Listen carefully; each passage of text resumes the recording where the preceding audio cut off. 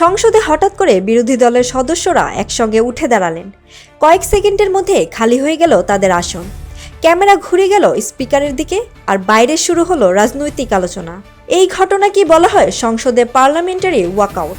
কিন্তু প্রশ্ন হলো, কেন এমনটা করা হয়? এটা কি শুধু প্রতিবাদের প্রতীক, নাকি এর পেছনে আছে বড় কোনো রাজনৈতিক কৌশল? চলুন সহজভাবে বুঝে নেওয়া যাক। ওয়াকআউট কি, কেন এবং কখন করা হয়? ওয়াকআউট হলো সংসদের কোনো বিষয়ে অসন্তোষ জানাতে সভাকক্ষ ত্যাগ করা। সাধারণত বিরোধী দল এই কৌশল ব্যবহার করে। উদ্দেশ্য হতে পারে সরকারের সিদ্ধান্তের প্রতিবাদ, সংসদের কার্যপ্রণালীর সমালোচনা বা জনমত তৈরি করা। সংসদীয় বিশেষজ্ঞরা বলেন, ওয়াকআউট এক ধরনের রাজনৈতিক সংকেত। এতে সংসদের কার্যক্রম সবসময় বন্ধ না হলেও বিরোধীরা তাদের অবস্থান স্পষ্ট করে দেয়। কখনো কখনো এটি কৌশলগত হয়ে ওঠে।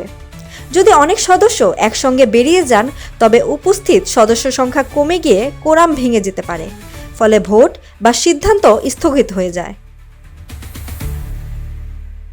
বাংলাদেশের ইতিহাসে জাতীয় সংসদে বিরোধী দল বহুবার পার্লামেন্টারি ওয়াকআউট করেছে। ত্রয়োদশ জাতীয় সংসদের প্রথম অধিবেশনের প্রথম দিনও রাষ্ট্রপতির ভাষণকে কেন্দ্র করে ওয়াকআউট করে বিরোধী দল।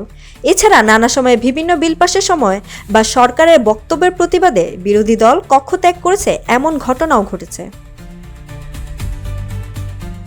বিশ্বের আরও অনেক দেশেই সংসদে প্রতিবাদের ভাষা হিসেবে পার্লামেন্টারি ওয়াকআউট দেখা যায়।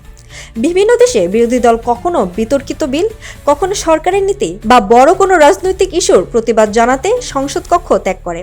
অনেক ক্ষেত্রে এর মাধ্যমে তারা জনমত তৈরি করার চেষ্টা করে। আবার কোথাও কোথাও কোরাম ভেঙে দিয়ে আইন পাশের প্রক্রিয়াও বিলম্বিত করার কৌশল হিসেবে ওয়াকআউট ব্যবহার করা হয়। তবে বিশ্ব রাজনীতিতে ওয়াকআউট কখনো কখনো নাটকীয় রূপ নেয়। 2011 সালে যুক্তরাষ্ট্রের ইন্ডিয়ানা অঙ্গরাজ্যের আইনসভায় বিরোধী সদস্যরা একটি শ্রম আইন ঠেকাতে রাজ্য ছেড়ে অন্য রাজ্যে চলে যান, যাতে কোরাম না হয়। কয়েক সপ্তাহ ধরে তারা অধিবেশনে যোগ দেননি। আবার ভারতে অনেক সময় বিরোধী সদস্যরা ওয়াকআউট করার আগে স্লোগান দেন, পোস্টার দেখান, তারপর একসঙ্গে বেরিয়ে যান। এতে সংসদের ভেতরে এক ধরনের নাটকীয় রাজনৈতিক দৃশ্য তৈরি হয়।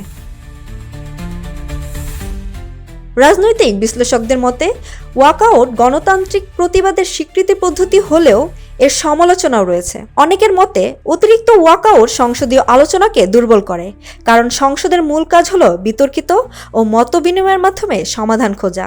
তবে অন্যরা মনে করেন, যখন বিরোধীদের কথা বলার সুযোগ কমে যায়, তখন ওয়াকআউটই তাদের শেষ রাজনৈতিক ভাষা হয়ে ওঠে।